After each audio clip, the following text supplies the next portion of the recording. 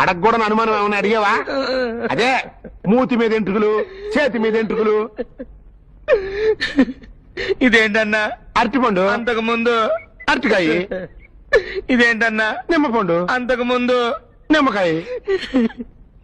ఇదేంటన్నా? మామిడి పండు. అంతకు ముందు మామిడికాయ.